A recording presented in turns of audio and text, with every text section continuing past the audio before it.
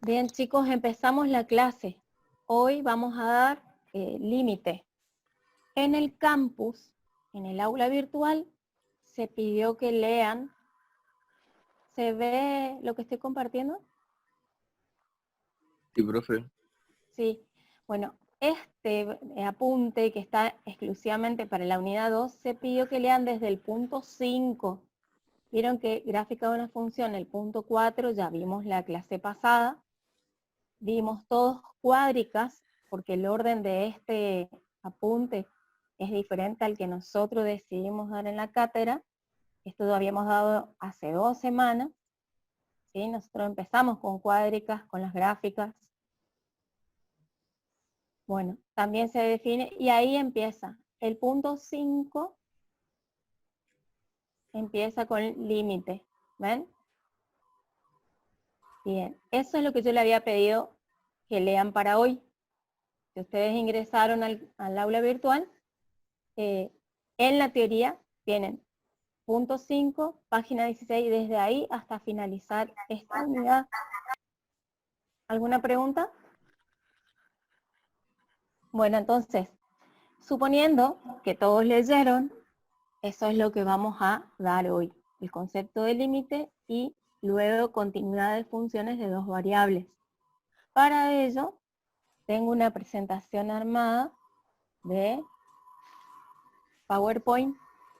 Entonces, dentro de la unidad 2, vamos a comenzar con límite.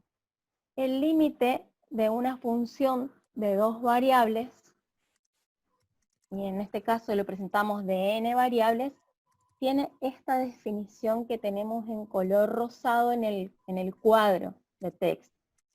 A ver si van leyendo conmigo. Dice, sean f de reales a la n, o también se puede poner el espacio euclidio de n dimensión con la métrica definida, nr, que es el conjunto de imagen, que es de los números reales, decimos que el límite para la eneada de x1 hasta xn tendiendo a la eneada de a1 hasta n, ¿sí?, de la función f es L, número finito, sí y solo sí.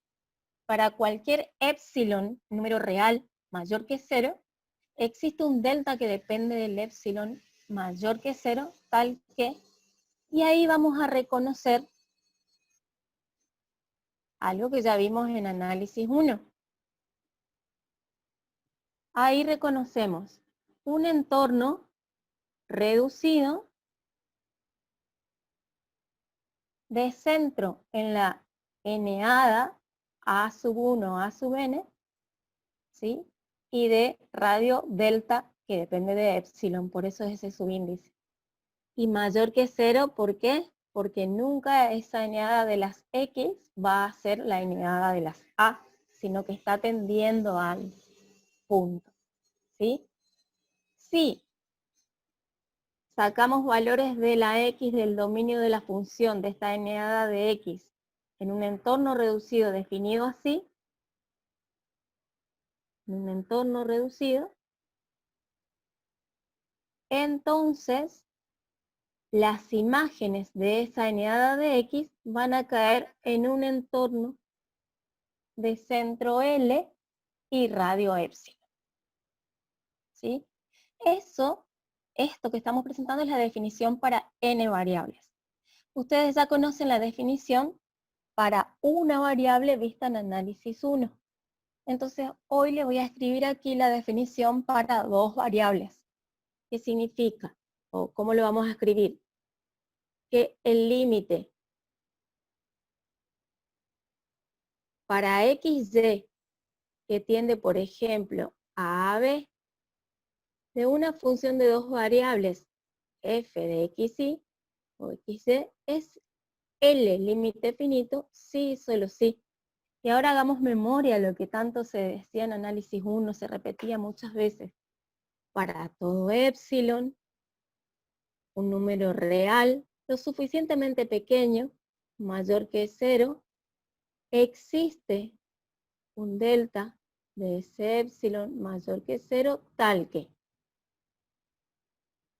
para todo xy que pertenece al dominio de la función definida, se cumple que. Y acá nosotros podemos usar diferentes notaciones. Miren, la notación que propone aquí en el cuadro en rosa es la notación más sencilla de ver, pero encierra mucho conceptualmente, porque eso está definiendo una norma, una distancia de cualquier eneada de X al punto definido por la eneada A, ¿sí? Pero acá yo lo voy a definir así. Lo voy a definir como mayor que 0, porque estamos hablando de un entorno reducido, y la raíz cuadrada de X menos A al cuadrado más Y menos B al cuadrado menor que delta. Entonces,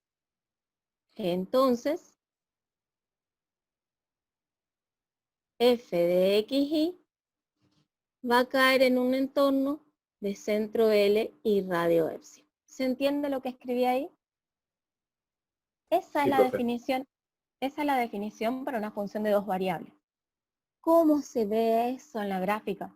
Bueno, yo necesito acá definir mediante un ejemplo que usamos para este ejemplo algo muy sencillo, una función que define un plano. Su superficie en el espacio es un plano.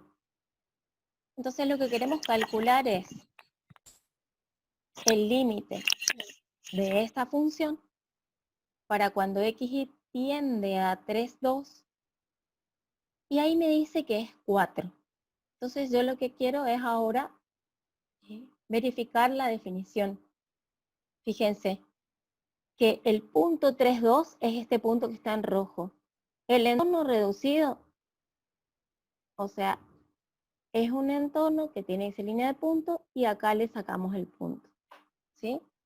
Ese punto, o sea, el punto definido aquí, que es el punto que le solemos decir P sub 0 de coordenadas 3,2, es un punto de acumulación.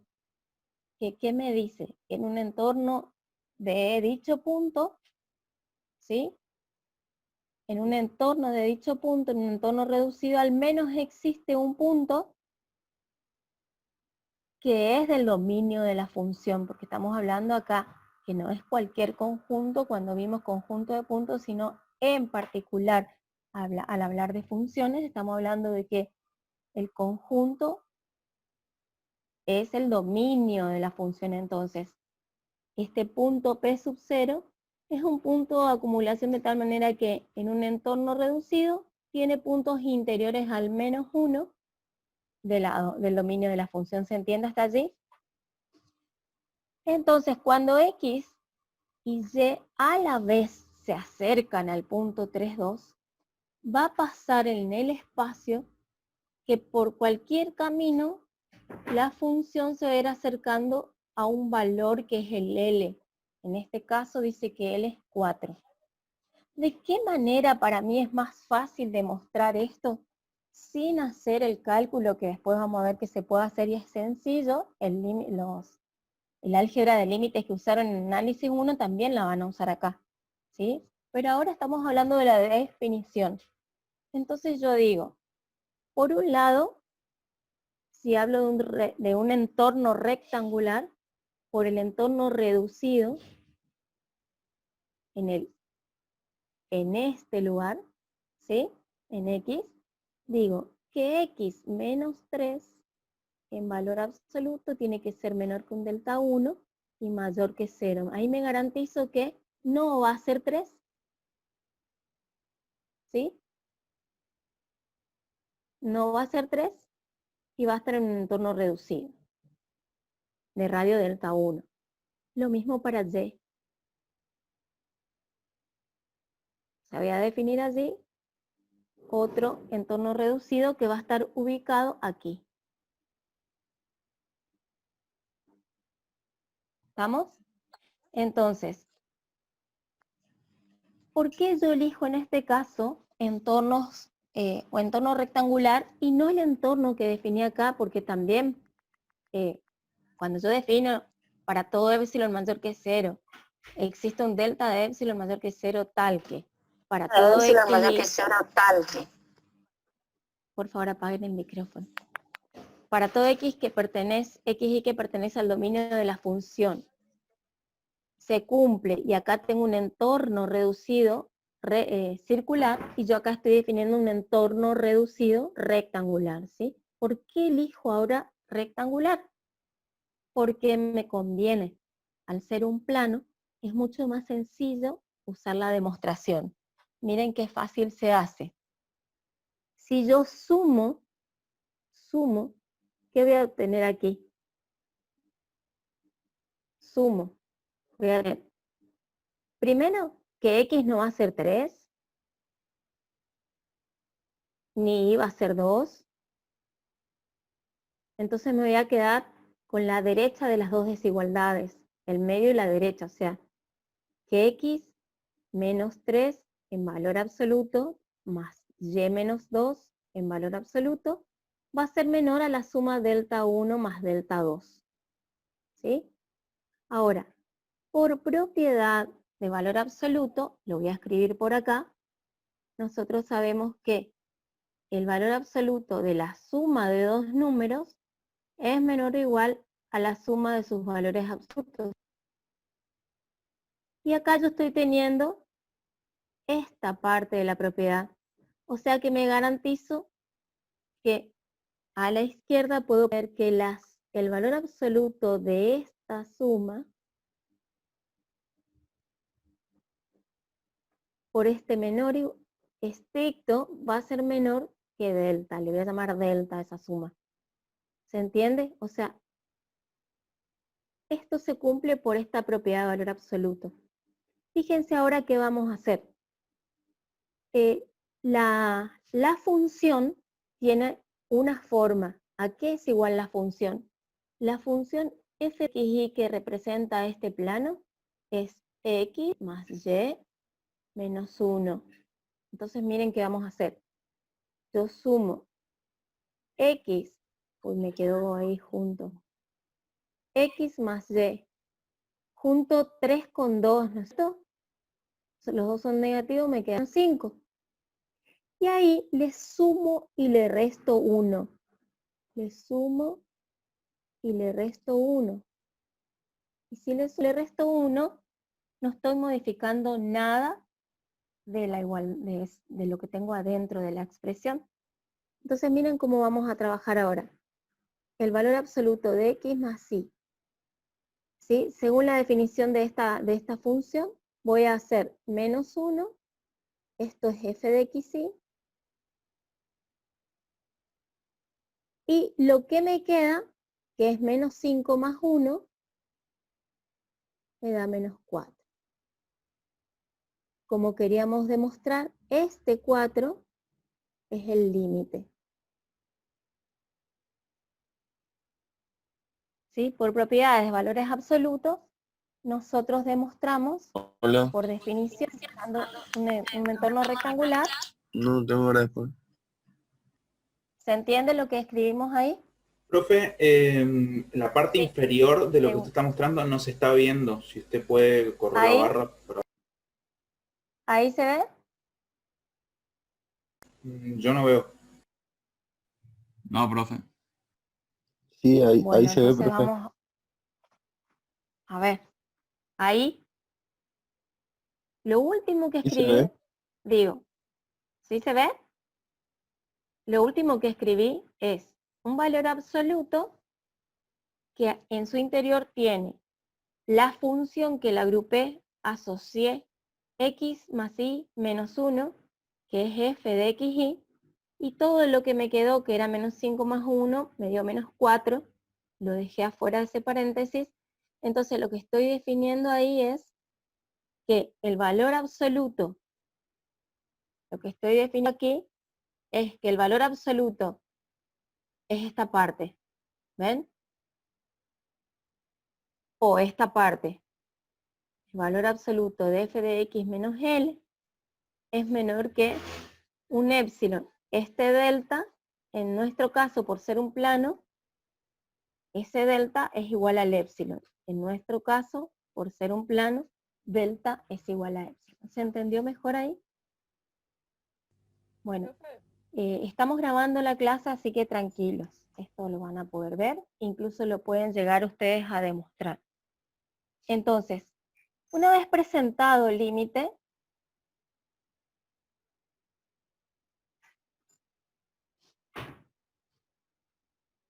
y su definición, vamos a ver que algunas observaciones. Dice definición en el punto. Entonces, la existencia del límite doble no exige que la función esté definida en el punto. Lo voy a escribir. La existencia del límite doble no exige, o sea, puede o no estar, eso quiere decir que la función esté definida en el punto.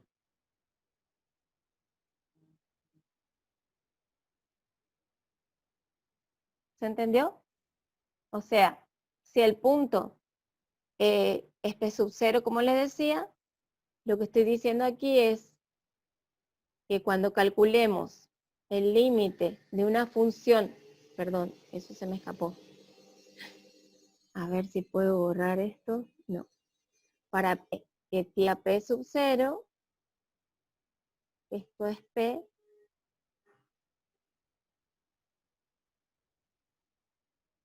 Entonces, el límite de una función para cuando P tienda a P0 es un límite finito L. Existe dicho límite y no exige que exista la función en P0. ¿Se entendió? También hay otro concepto importantísimo que es la independencia de la trayectoria. Y se dice que si el límite doble existe, ¿sí? Acuérdense que la E al revés es existe. Si el límite doble existe, es independiente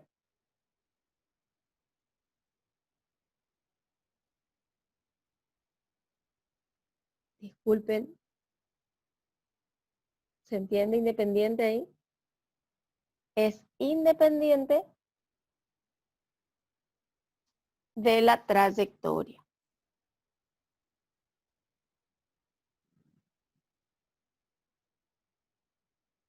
¿Está? Entonces, eso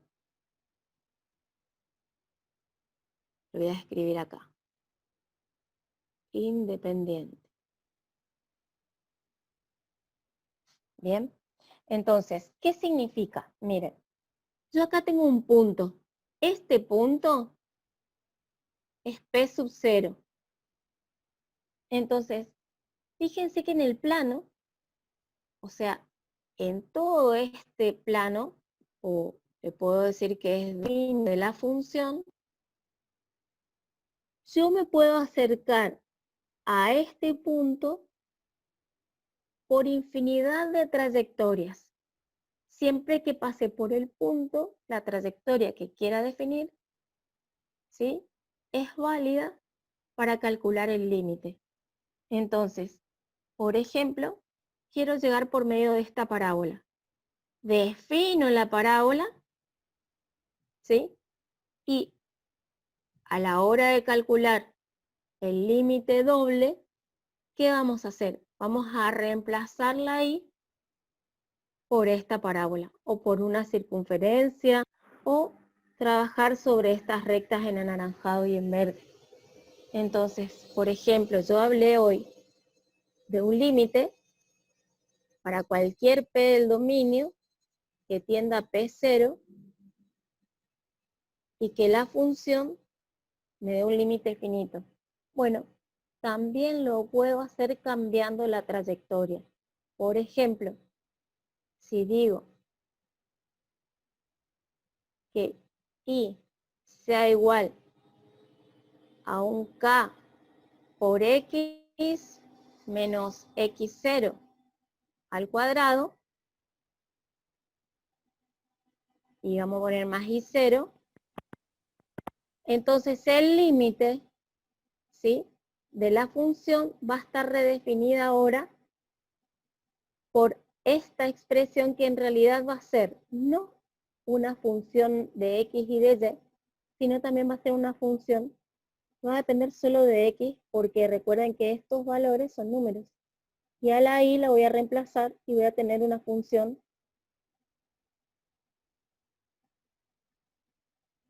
que va a depender solo de x. ¿Se entendió esa parte?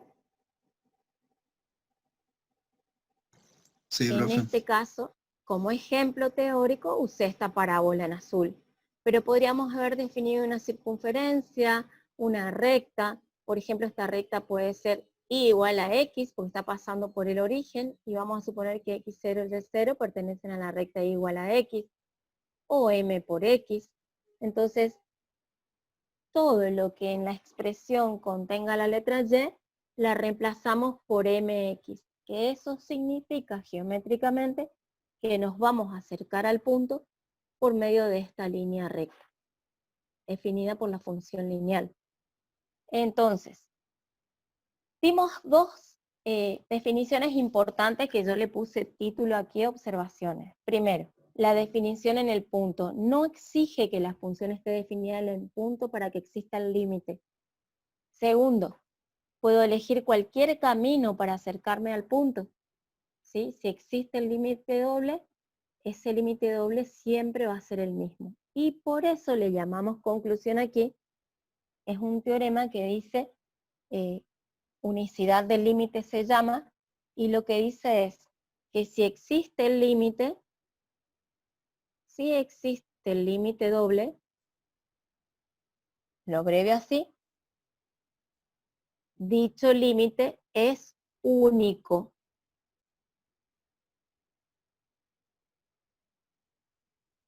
¿Se entiende? Entonces, me acerqué por la parábola, me acerqué por la recta, me acerqué por una circunferencia, por lo que me acerque, el camino o la trayectoria que elija, me debería dar el mismo número, porque es único. Si alguno de esos caminos no me dio, entonces no existe el límite. Ahora vamos a avanzar más. Entonces, les traigo un ejemplo, que este ejemplo lo saqué de Larson, cómo verificar un límite. Entonces tengo una función, que la vamos a volver a ver antes de terminar la clase de hoy, una expresión parecida. Miren lo que define esta f de x, y. Esta f de x, y es una función racional porque tiene las variables independientes en el numerador y en el denominador. ¿Sí? Entonces, ¿qué problemas de definición tiene esta función por ser cociente o racional? Por definir un cociente, que el denominador nunca puede ser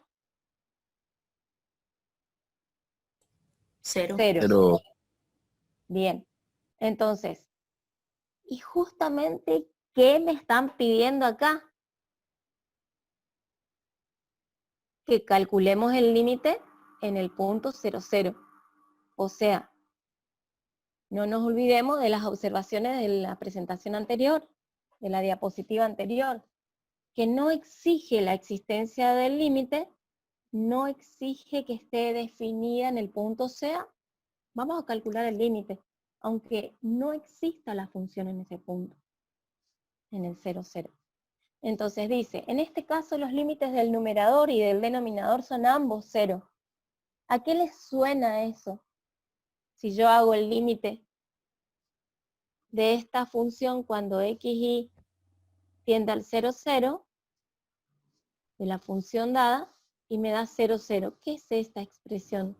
Indeterminación. Es una indeterminación, o sea que nos vamos a encontrar en análisis 2 con indeterminaciones igual que en análisis 1. ¿sí? Lo único que aquí tenemos que ocupar, además de las herramientas de análisis 1, nuevas herramientas, ¿sí? Por ejemplo, en análisis 1, en el 0 sobre 0, dependiendo la expresión, qué estrategias usaron. Y bueno, si había L'Hopital. trigonométrica, L'Hopital, pero acá no, L'Hopital lo usaron más avanzado. Yo estoy hablando antes de las operaciones algebraicas. Factorizaban. Si había funciones trigonométricas, trabajaban con los infinitésimos equivalentes, ¿sí? Racionalizaban. Entonces, dependiendo de la indeterminación, hacían un trabajo algebraico previo para salvar la indeterminación. Entonces, ese mismo concepto lo van a usar aquí. No es tan sencillo, pero lo pueden hacer sencillo porque ya están conociendo el tema. Entonces, si tomamos los límites por separado del numerador y del denominador, entonces, ¿sí? No se podría tomar o definir la existencia, pero aquí dice que mirando la gráfica, cuando nos acercamos al 0, 0, la superficie parece tender toda a un punto. ¿Se ve? Toda la superficie parecería tender al punto 0 para Z. Entonces, hay que observar qué dice. Y lo que hace es analizar la propuesta de Larson por separado algunos factores y expresiones de la función. Miren, el valor absoluto de Y, o sea, está analizando ese tema, ¿sí? Es menor o igual a la raíz de x cuadrado más y cuadrado. ¿Cuándo va a ser igual? Cuando x sea 0, ¿sí? Luego, si x es mayor que 0, esta expresión siempre va a ser mayor que el valor absoluto de y. Ahora pregunto, pensemos, ¿por qué elige y? ¿Por qué elige y para poder analizar?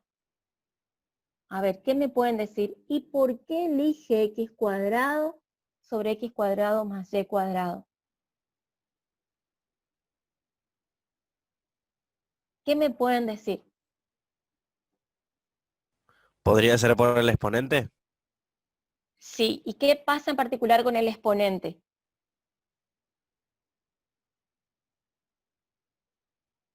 ¿Que está elevado a la 1? Como está elevado a la 1, sí señor, me puede dar diferentes signos. Y eso puede ser causa de que salte de algo negativo a positivo, por ejemplo. Un resultado. ¿Se entiende? Sí. ¿Y por qué aparte abarca o toma x cuadrado sobre x cuadrado más y cuadrado? Porque esto siempre va a ser mayor que 0.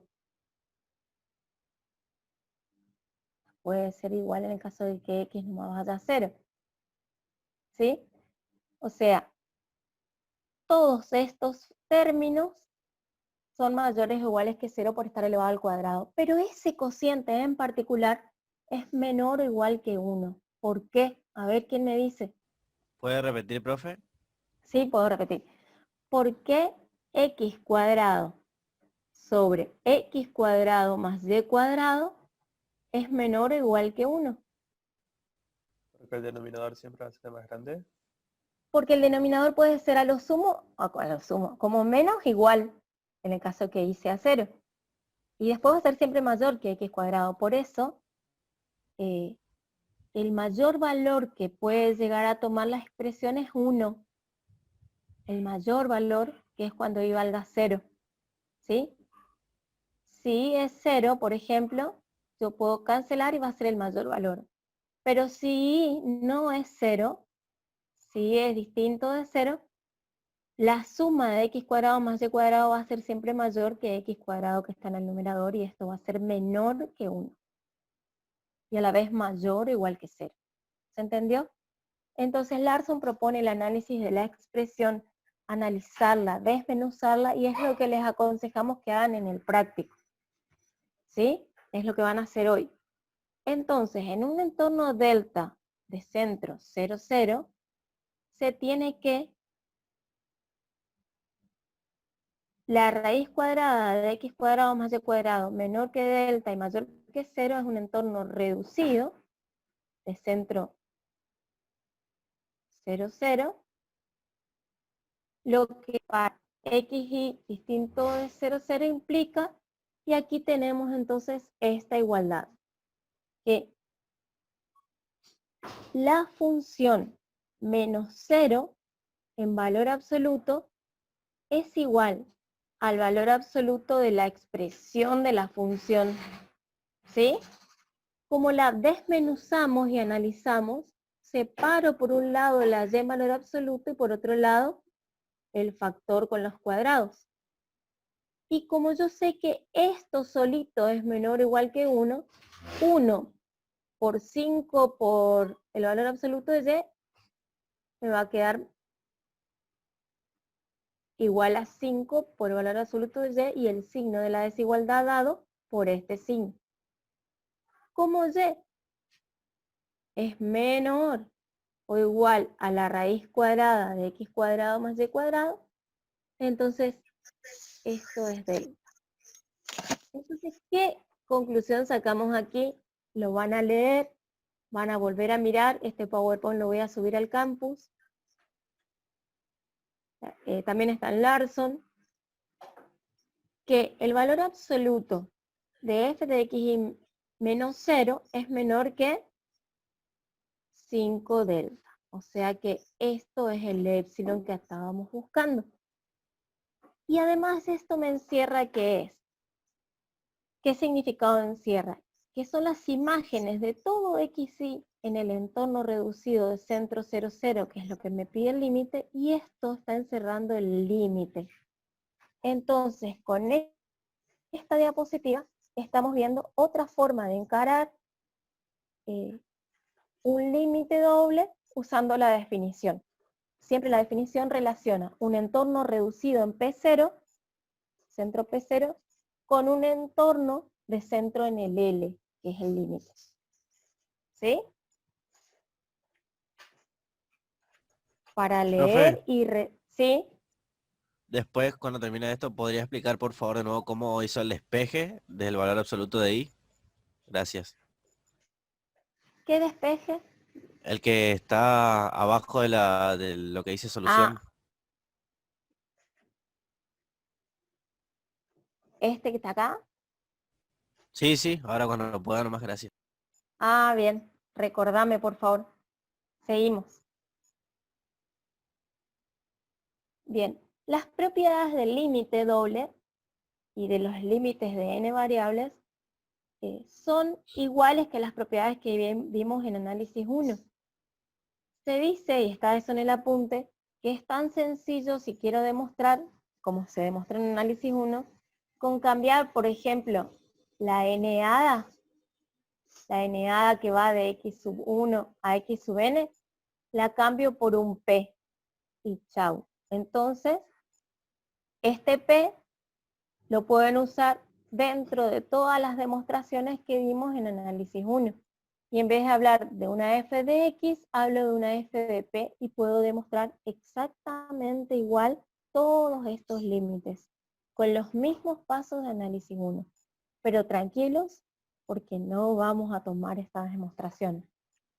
Entonces, lo único que voy a tener en claro, y esto sí es interesante porque podemos hacer preguntas, ¿qué pasa cuando definimos límite? ¿Por qué P sub 0 tiene que ser punto de acumulación? ¿Y cómo tiene que ser el dominio de definición? El dominio para poder definir todas estas propiedades donde involucran dos funciones tiene que ser la intersección de los dominios de f y de g. Lo mismo que en análisis 1. ¿Sí? Seguimos. Tenemos, una vez que vimos todas esas propiedades, las 5, vamos a generalizar. En análisis 1 se hablaba también de asíntota horizontal, asíntota vertical y de los límites en el infinito cuando x tiende a infinito, ¿se acuerdan? Acá vamos a centrarnos en dos cuestiones importantes. Cuando p tiende a infinito y la función tiende a un límite finito. ¿Sí? Ustedes eso lo vieron en análisis 1 y si pensamos un poco aquí,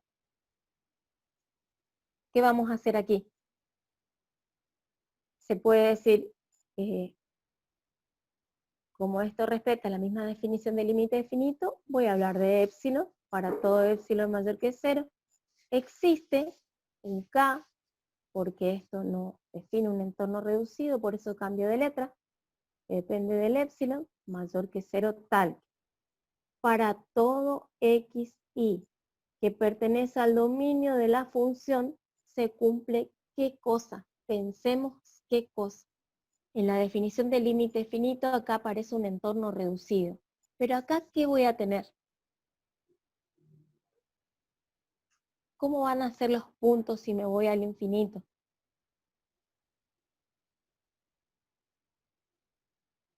¿Mayores que delta? En este caso no delta, ¿qué nombre le di? K. Entonces, la norma, que lo podemos poner así, de P, tiene que ser mayor que K. Entonces, todas las imágenes de P van a caer en un entorno de centro L y radio epsilon. Y chao. ¿Vieron qué fácil que se define cuando reemplazo, como les dije en la diapositiva anterior? El punto P de XY por un punto P, nada más. Entonces hablamos en el mismo idioma que en análisis 1. ¿Sí? Entonces aquí, en este ejemplo,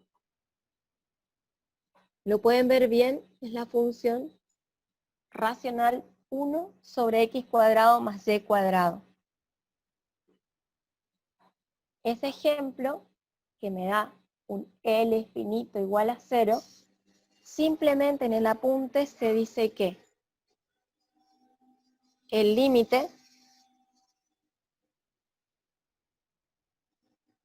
para xy que tiende a infinito y no tiene signo, por eso da valor absoluto, y yo le pongo la doble barra porque estamos hablando de dos variables, o sea, no es tan sencillo como valor absoluto de x nomás, sino que esto comprende un entorno circular que tiene otra definición, ¿no es cierto?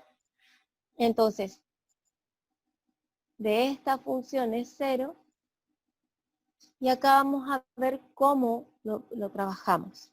Si yo ya sé que es 0, el apunte de la cátedra lo que hace es partir de algo que ya sabemos, parte de esto, ¿sí? Y el valor absoluto de esta diferencia, como es menos 0, y como esta expresión siempre es mayor que 0, le saco la barra de valor absoluto porque es mayor que 0 y esto es menor que épsilon. ¿Por qué es menor que épsilon? Porque, o cuándo va a ser menor que épsilon, si el denominador, que es una función, está acotada inferiormente. ¿Se acuerdan de análisis 1 de la función recíproca? Bueno, cuando calculamos el límite de la función recíproca, nosotros acotábamos inferiormente. Esto es una cota inferior. Si yo me garantizo que esta función, esto está acotado inferiormente, entonces va a estar acotado superiormente su recíproca. ¿Sí? Así de simple lo escribe el profesor Maven en el apunte. Bien, entonces ahora vamos a La segunda generalización donde decimos antes de empezar que P sub 0 es punto de acumulación. En un entorno reducido, de centro P0, al menos hay algún punto del dominio de la función. Entonces, en base a eso se definen estas dos cuestiones. Miren, que el límite para P que tiende a P0 de f de P es infinito, o sea, no tiene signo, puede ser más o menos, que sea menos infinito, o acá me faltó agregar el límite para P que tienda a P0 de la función dada y que me dé más infinito. ¿Sí? Por ejemplo, en este ejemplito es más infinito porque esta suma siempre es positiva. ¿Sí? Entonces, cuando xy se va acercando al 0, 0, esto me estaría quedando, cuando xy se acerca otra al 0, 0, entonces la función tendería a 1 sobre 0, ¿no es cierto? Y eso llamamos infinito. En este caso, por ser positivo, más infinito. Bueno, yo les aconsejo aquí, solo para investigar un poco o indagar, usando GeoGebra, las gráficas. ¿Sí? De esta superficie, porque es la misma función que ocupé. Así como en análisis 1 era 1 sobre x, nosotros acá ocupamos 1 sobre x cuadrado más y cuadrado. Bien, seguimos. Luego de la generalización del límite, así como en análisis 1 definimos límites laterales, ¿se acuerdan? Por izquierda, por derecha. Aquí, en el conjunto dominio que está en el plano XY, definimos límites iterados, sucesivos o reiterados porque podemos llegar al punto en una dirección primero y luego en otra. Yo puedo llegar primero en la dirección en X y luego me va a quedar una línea y voy a llegar en la dirección de Y o viceversa. ¿Cómo defino los límites iterados? Y es tan sencillo como decir que, por ejemplo, el límite le vamos a llamar L1 al límite donde primero voy a hacer tender la X al punto A. ¿Ven? Y una vez que calculo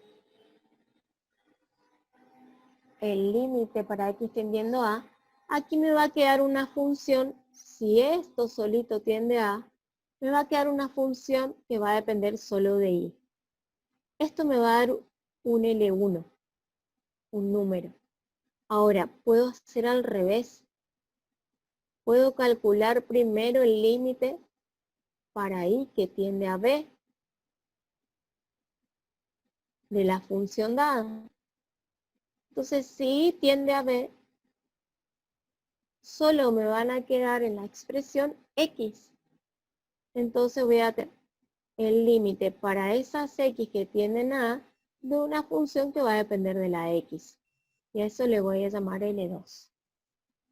¿Sí? Entonces, acá en la gráfica dice G de I. Yo puse G de I y acá dice LI. Es lo mismo, cambiamos de letra nomás. Y acá dice que una vez que tendimos la I a B, me queda una función h de x. La letra no importa, ¿no es cierto? Entonces podemos trabajar con los límites iterados haciendo este proceso, que me dice que si los límites iterados son distintos, lo único que me afirma esto es que no existe el límite doble. Si son distintos. ¿Sí? Porque está contradiciendo lo que habíamos visto de unicidad del límite. ¿Sí? Y acá tenemos un ejemplo. Cuando x tiende a 0, 0, si nosotros hacemos el límite para x e y tendiendo al 0, 0, de la función x menos y sobre x más y, esto de entrada, al hacer tender a 0, 0, nos queda una indeterminación. Entonces, hacemos un estudio por límites iterados. El límite 1 va a ser tendiendo primero la x al 0 de la función dada. Si yo hago tender primero la x al 0, la x al 0 acá me va a quedar menos y sobre y. Y antes de hacer tender y a 0, tengo que llevar a la mínima expresión esta expresión dada. Entonces, me queda así. Y en realidad, estoy calculando el límite de una constante que es menos 1. Entonces, el límite de una constante es la constante. Y ahí tengo el L1. Ahora vamos a hacer el L2. Que vamos a hacer la viceversa. Ahora vamos a hacer primero tender la y a 0 en la función dada. Entonces, si yo voy a tender y a 0, primero, aquí me va a quedar x sobre x. Entonces voy a llevar a su mínima expresión y voy a simplificar y me va a quedar el límite de una constante. Pero O no es la misma constante. En este caso es 1 positivo. L1 es distinto a L2. Entonces, o por lo tanto, no existe el límite doble. Por dos trayectorias diferentes, que son los límites iterados, obtenemos diferente número. Eso significa que no existe el límite doble. ¿Sí? ¿Se entendió? Sí, profe. ¿Sí? Bien. Entonces, esa es la conclusión. Y hay otra conclusión. O sea, la primera es, si L1 es distinta a L2, entonces no existe el límite doble. Y la segunda, si existe el límite doble y existen L1 y L2, tienen que ser iguales sí o sí. Y la tercera, si L1 es igual a L2 y no puedo saber el doble, no puedo. O sea, o por ahí lo puedo hacer por algún otro camino y me sigue dando igual, pero no puedo hallar el doble. ¿Se entiende? Entonces, lo único que puedo decir es que puede existir el límite doble, pero no sé si existe. No me verifica la igualdad de los iterados que exista el doble y sea ese valor, porque eso no me dice la primera, acá esta otra. ¿Se entiende? Es si existe este doble y existen, son iguales. No es lo mismo que la 3. Entonces esas 3 conclusiones grábensela como su nombre, ¿sí? Para el práctico. Límites radiales o restringidos son aquellos límites por donde, o que se definen por diferentes trayectorias. Ya les escribo aquí.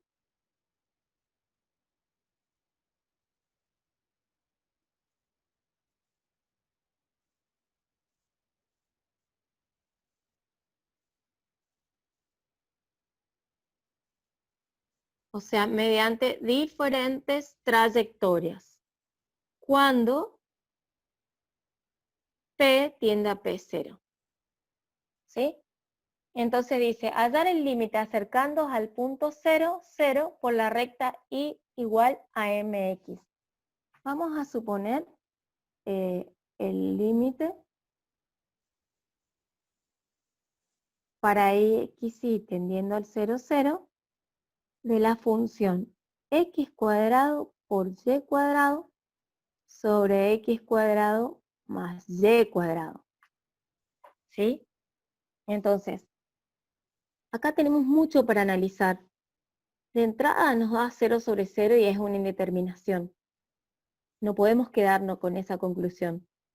No podemos hacer iterados porque nos va a dar,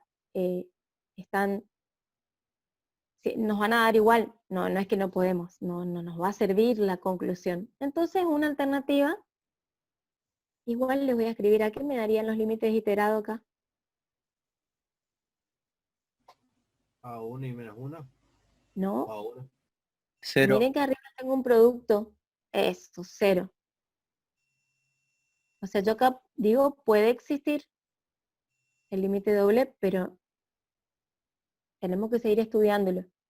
Entonces hacemos y igual a mx. Entonces aquí voy a escribir, en vez de xy, xmx. O puedo poner simplemente x igual a 0, teniendo 0, perdón. Y creo que en la práctica escriben así. Entonces aquí la función va a ser x cuadrado por y cuadrado. En vez de ser y cuadrado, ¿qué voy a tener? M cuadrado por x cuadrado, ¿no es cierto? Y Profe, como ya tenía el otro cuadrado, voy a poner a la cuarta, ¿sí? escribíamos y tendiendo a mx, ¿puede ser? No, ¿No? no, porque no hicieron, todavía está en la práctica. Ah, no, está bien, en la preclase está igual. Está. Acá, a ver, yo te estoy escribiendo en este punto, ¿sí? Abajo del límite. Sí, A ver, sí. también lo pueden escribir así, x que tiende a 0 y igual a mx que tiende a 0.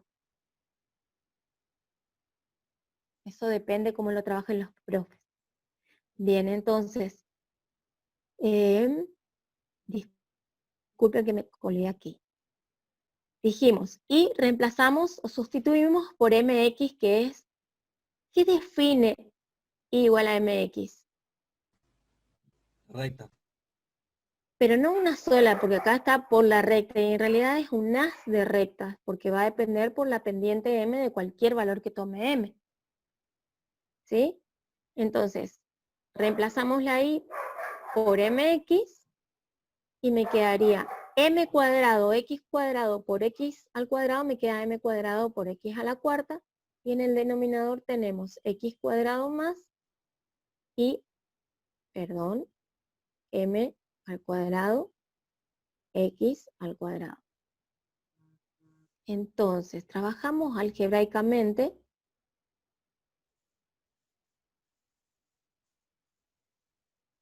Igual, ustedes usen la notación que den, estoy pensando en lo que me dijeron de la notación que van a usar en el práctico, utilicen la notación que den en el práctico. ¿Qué me va a quedar acá? Arriba ya está en su mínima expresión, y en el denominador puedo simplificar. Sacar factor común. X cuadrado que multiplica a 1 más m cuadrado. Acá sí puedo simplificar, entonces me da el límite.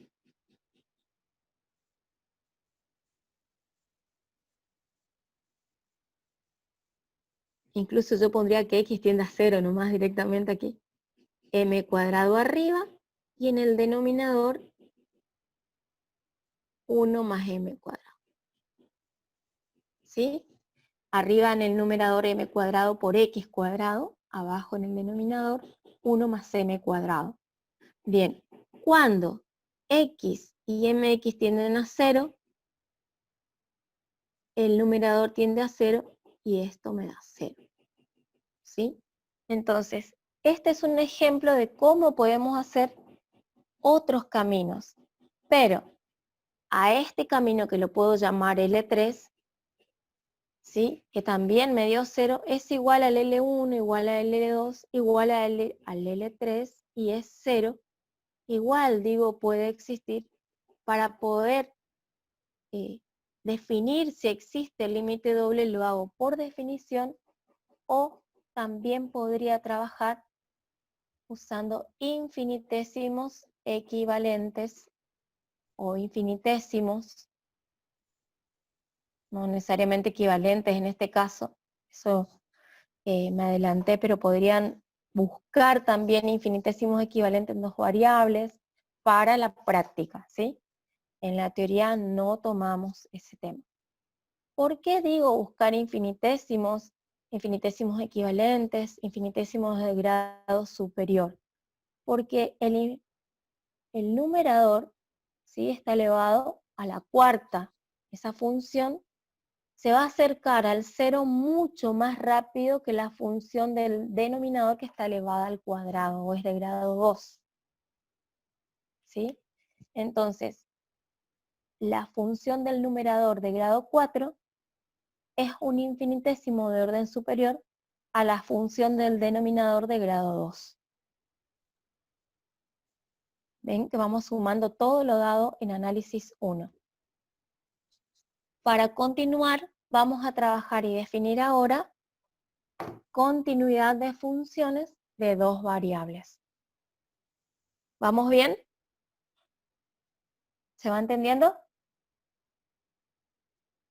Sí, sí, profe. Bien. Sí, Bueno, gracias. De la misma manera en que trabajamos en análisis 1, en la práctica, y se definió también en la teoría continuidad, lo vamos a hacer en análisis 2.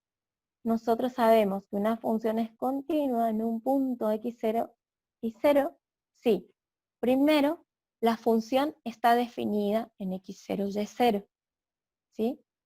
Segundo, que el límite doble existe para xy tendiendo a x0 y 0. Tercero, la función en el punto y el límite calculado anteriormente son iguales, ¿sí? Y se dice que una función es continua si es continua en cada punto de su dominio o continua en la región, cuando es en todos los puntos, ¿sí? Entonces, si alguna de estas condiciones no se cumple, ¿qué podemos decir? Que es discontinua. Y hay dos tipos de discontinuidades, ¿sí? La evitable y la esencial. Así lo vamos a ver nosotros. Entonces, estaba faltando aquí escribir la definición de continuidad. ¿Se acuerdan que el límite para P que tienda a P0, hay una definición también de f de P y es f en P0? ¿Sí? Esto resume la definición de continuidad si, solo si, para todo epsilon mayor que 0, existe un delta de epsilon mayor que 0, tal que para todo P que pertenece al dominio de la función se cumple. Que en un entorno, que lo podemos poner, vamos a escribirlo distinto ahora. Podemos poner que en un entorno de centro P0 y radio delta, podemos sacar o tener imágenes en un entorno de centro FP0 y radio epsilon. Ven que podemos escribir también de esa manera. ¿Cuándo va a ser evitable? Cuando no exista la función en el punto o el valor de la función me dé distinto al límite.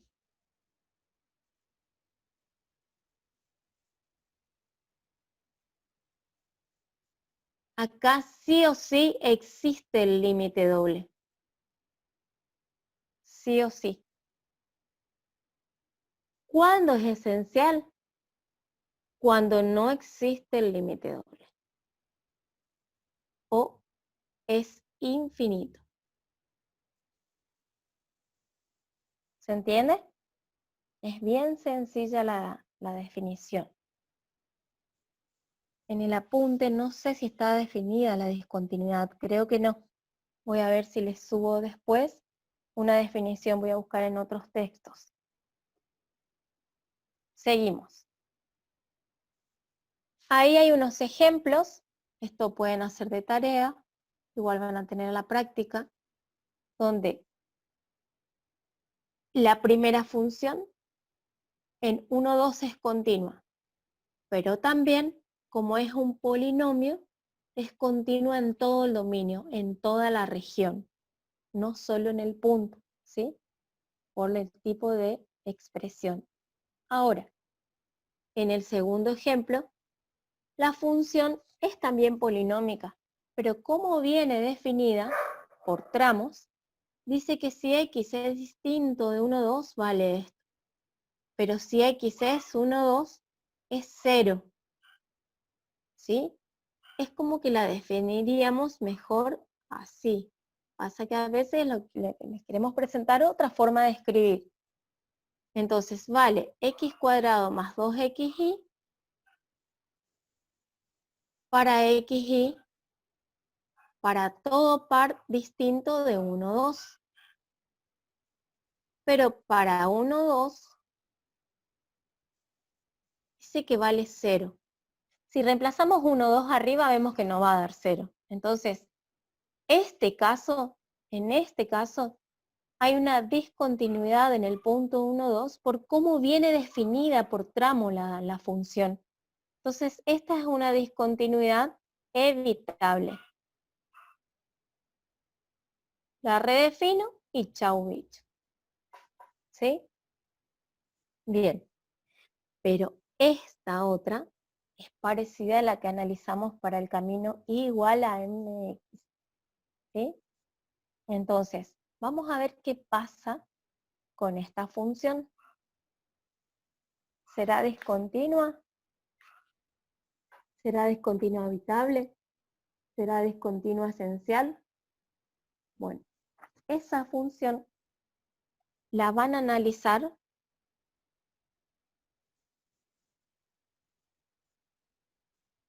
está en la página 43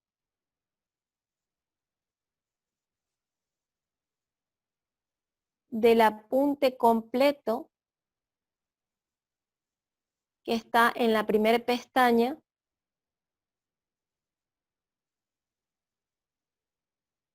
del aula virtual. ¿Se están ubicando qué les digo?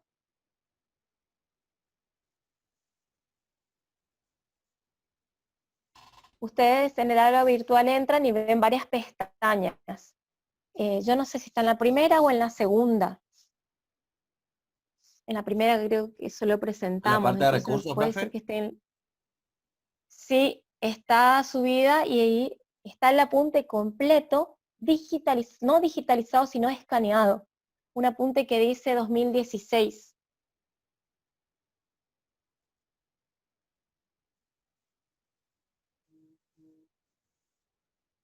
Bueno, ahí van a buscar, está desarrollado, van a sacar también que esta es discontinua evitable. Ah, ya les conté el final del cuento. Pero me gustaría que lo analicen. Lo que presenta esta demostración en el apunte es que hace un camino diferente, hay un cambio de coordenadas.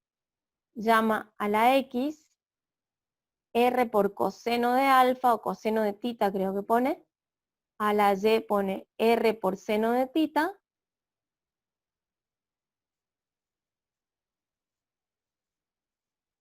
entonces reemplazan la función y la función pasa de ser f de xy a una f que se le puede llamar compuesta, ¿sí? Que va a depender de r y de tita. Léanlo, por favor. Está muy interesante cómo lo trabaja. En la práctica van a usar también ese cambio de coordenadas, le solemos llamar también, de rectangulares a polares. Lo único que siempre van a tener que tener el cuidado de cuando lo hagan, tienda al 0, 0 por el tipo de definición de las ecuaciones paramétricas. ¿Sí? Seguimos. Definiciones, que la van a ver en el apunte. La continuidad en una región se da cuando la función es continua en todo punto de la región, ¿sí? O del dominio. Las propiedades de la continuidad son las mismas que para límite, o sea, la suma de dos funciones continuas me da una función continua, ¿sí? ¿Se acuerdan de esas propiedades? Están también demostradas, nosotros no tomamos esas demostraciones, pero si alguno amante de la matemática quiere leer y no entiende algo, me preguntan, ¿sí? Están todas esas demostraciones en el apunte escaneado. Bien. Y una propiedad muy importante que sí la destacamos, y que la destacamos mucho también en análisis 1, cuando vimos los criterios, la permanencia del signo en las funciones continuas. ¿Sí? ¿Se acuerdan de esa, creo que lo llamábamos teorema, que dice que si una función es continua, o sea, en este caso, si f de x es continua y su valor numérico distinto de 0, o sea, su valor numérico es la imagen, ¿no es cierto? Y su valor numérico es distinto de 0. En un P0 cualquiera que se elija, entonces se dice que existe un entorno del punto P0, un entorno del punto P0, de cualquier radio que definamos, donde la función tiene el mismo signo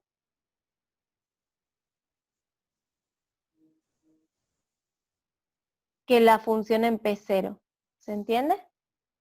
Permanencia del signo en funciones continuas. O sea, no va a haber un cambio que de golpe en ese entorno de ser mayor que 0 pase a menor que 0. ¿Está?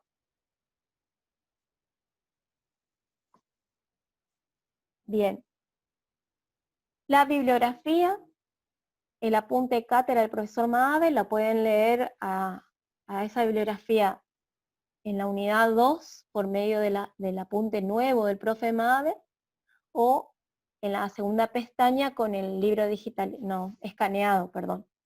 Cálculo 2 de varias variables de Larson, de Thomas también, y ese enlace que les estoy compartiendo ahí que estaría bueno que lo vean.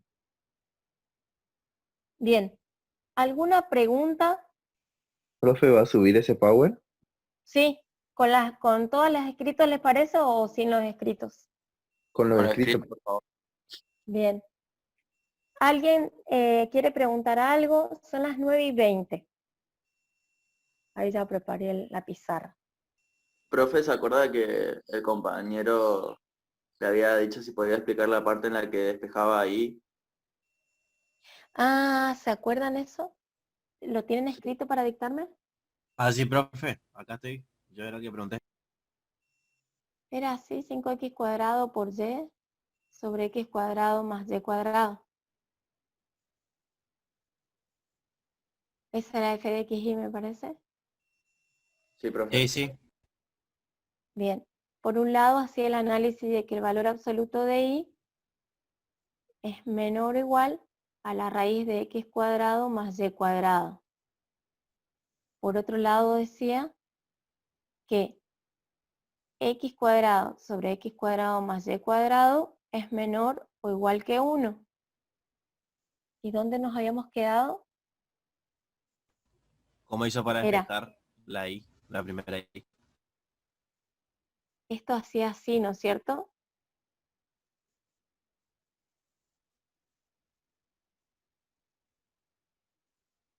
Ayúdenme a ver si me estoy acordando. Esperen. Creo que el 5 lo dejaba aparte.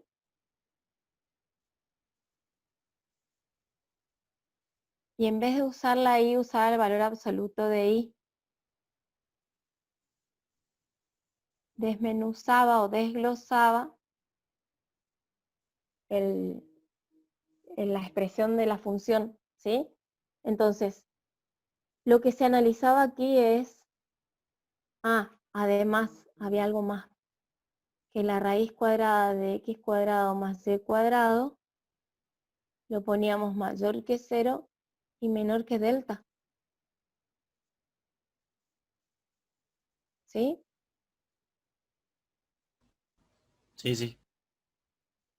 Bien. Entonces, miren qué pasó acá.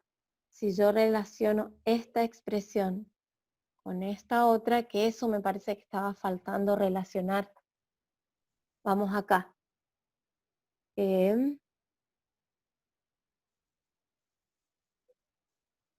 Esta expresión es menor o igual que 1.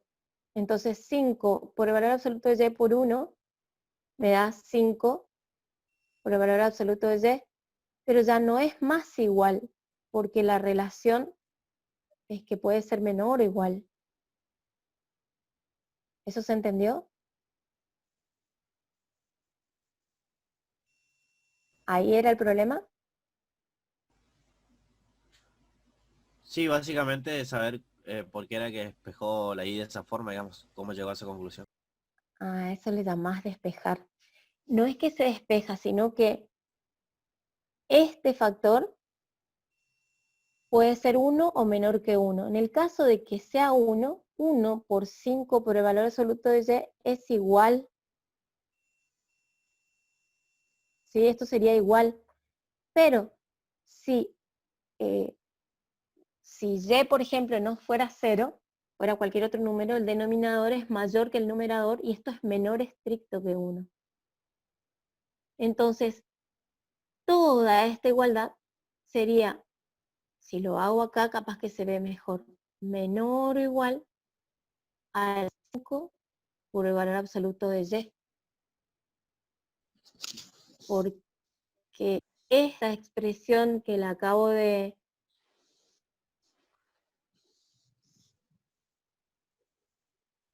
Esta expresión la acabo de reemplazar por su desigualdad. Y la pongo a la desigualdad aquí, y 1 lo puedo poner aquí. ¿Se entiende mejor ahí? Ahí puede ser, sí. Sí, sí. ¿Sí? Otra cosa, Profe, si yo relaciono, ¿sí? no, pensé que había terminado por eso. ¿Sí? No terminé. Acá, por ejemplo, yo sé que el valor absoluto de y es menor o igual a la raíz cuadrada de x cuadrado más y cuadrado. Pero a la vez sé que por esta expresión esto es menor que delta. Por propiedad transitiva, el valor absoluto de y es menor que delta. Entonces, este menor o igual se transforma en menor estricto a 5 por delta. O sea, cada vez que voy acotando, estas relaciones que voy teniendo se tienen que ir definiendo en estos pasos. ¿Se entiende? Entonces termina quedando que f de xy menos 0 es menor que 5 por delta. Y a esto es lo que se le llama épsilon. Por eso podemos decir y comprobar, verificar, demostrar que 0 es el límite. Esto que tengo aquí es L. ¿Vieron cómo está esta demostración? Así se debería hacer el que se anime de la última función que hicimos en continuidad. ¿Se acuerdan? Creo que era x cuadrado por y cuadrado igual a x cuadrado más y cuadrado. Podrían analizarla así. cuando estén aburridos o con insomnio, no trabajan.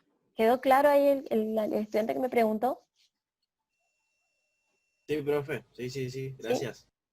De nada. Profe, Bueno, yo quería saber si puede explicar la parte de continuidad esencial y evitable. O sea, bien. uno de los... La discontinuidad evitable. Uy, se me fue la miércoles. Apreté el lapicito. Bien, la discontinuidad evitable, si nosotros miramos los tres puntos que analizamos, las tres condiciones para la continuidad, la primera dice que existe f en P0, la segunda dice que existe el límite doble para P que tiende a P0 de f de P y es igual a L, y la tercera que f en P0 es igual al L, ¿sí? Son las condiciones para la continuidad. Entonces, en la habitable, sí o sí existe esta. Y estas no. Cualquiera de estas no se da. Por ejemplo, puede existir la función en el punto.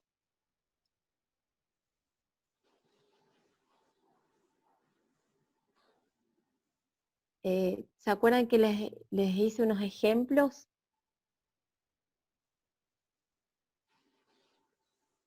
Que les terminé escribiendo. Creo que era x cuadrado más 2y, que vale, si 1, 2 es distinto de xy, y valía 0 si xy era 1, 2. ¿Se acuerdan? Sí, profe.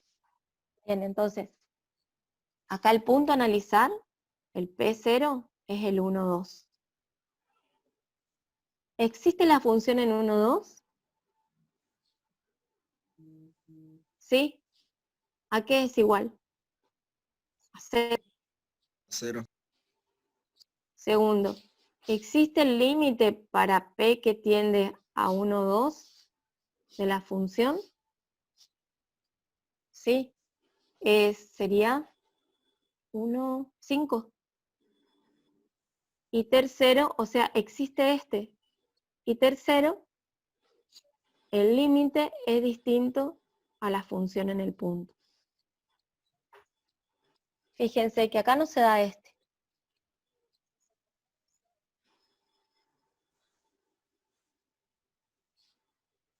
Yo con solo redefinir la función, la digo que es continua. Puedo decir que es continua, ¿sí? Le doy el valor, en vez de 5, digo que vale, en vez de 0, perdón, digo que vale 5, el valor del límite, y chau. Entonces continua.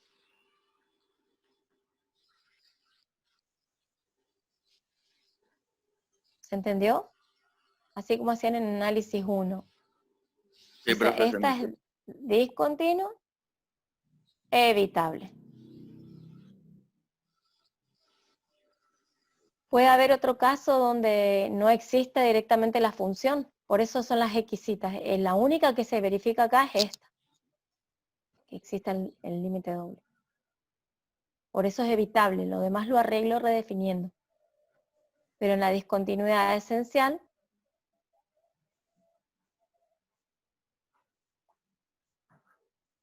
si escribimos las tres,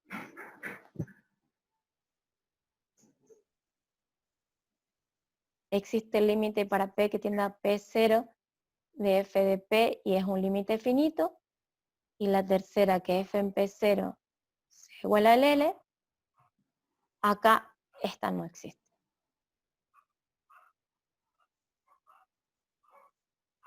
Sí o sí no. Incluso se les puede dar esta definida, pero que no existe el límite que no exista o sea infinito, les dije.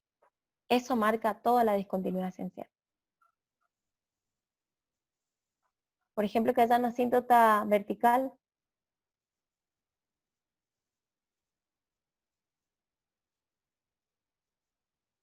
Ejemplo.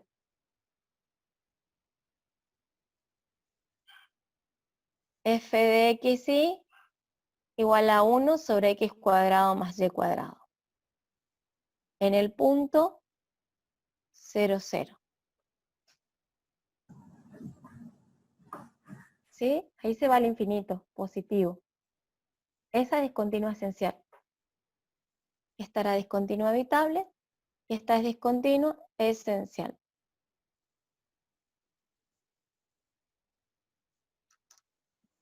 Gracias, profe. ¿Vamos?